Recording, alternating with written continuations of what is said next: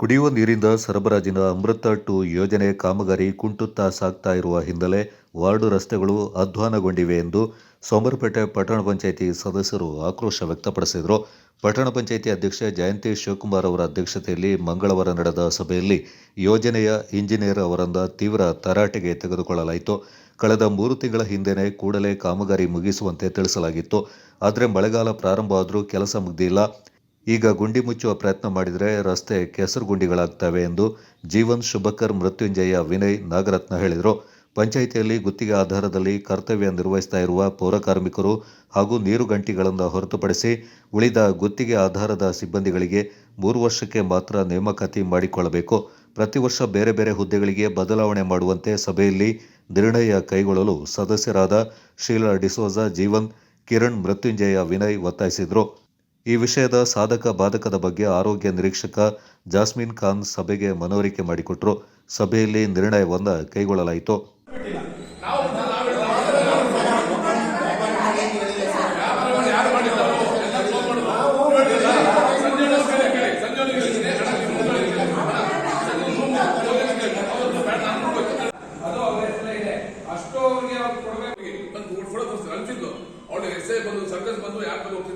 ನಾವು ಸಮಾಧಾನ ಮಾಡಿ ನಾಳೆ ಬೆಳಿಗ್ಗೆ ಖಾಲಿ ಮಾಡ್ತಾರೆ ಅದು ಇರಿಸಿ ಬಿಟ್ರೆ ಇನ್ನು ಯಾವ ಬೇರೆ ದೇಶದಿಲ್ಲ.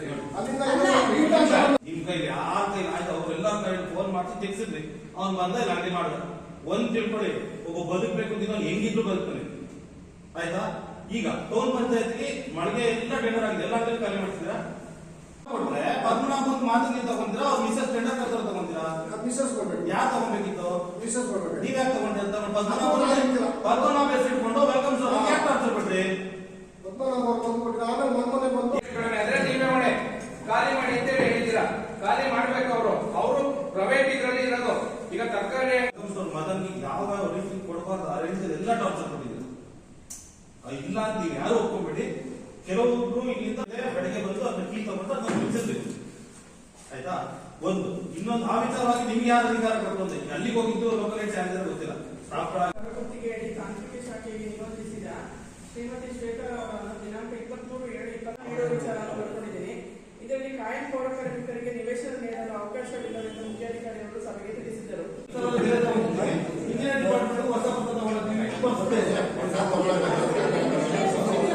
ಸ್ಥಳಕ್ಕೆ ಹೊಸದಾಗಿ ನೀರು ಸರಬರಾಜು ಸಹಾಯಕ ಅಲ್ಲಿ ಅಂತಂದ್ರೆ ವಾಟರ್ ಸಪ್ಲೈ ಆಗಲಿ, ಈಗ ಒಂದ್ಸಲ ಕೆಲಸ ಸ್ಟಾರ್ಟ್ ಮಾಡಿರ್ತಾರೆ, ಅದು 1 ವರ್ಷ 2 ವರ್ಷ ರೆಗ್ಯುಲರ್ ಮೇಂಟೈನ್ ಗೊತ್ತಿರ್ತದೆ ಕೂಡ. ಇನ್ನೊಬ್ಬರು ಬಂದ್ರೆ ಇದರಲ್ಲಿ 4 ಸಬ್ಜೆಕ್ಟ್ಗಳನ್ನ ಬರ್ಕೊಂಡಿದೆ. ಇದರಲ್ಲಿ ಯಾವ್ದು ಬೇಕು ಯಾವ್ದು ಬೇಡ ಅಂತ ಹೇಳಿ ಒಂದು ಪಟ್ಟಣ ಪಂಚಾಯತಿಗೆ ಹೊರಗೆ ಅವ್ರು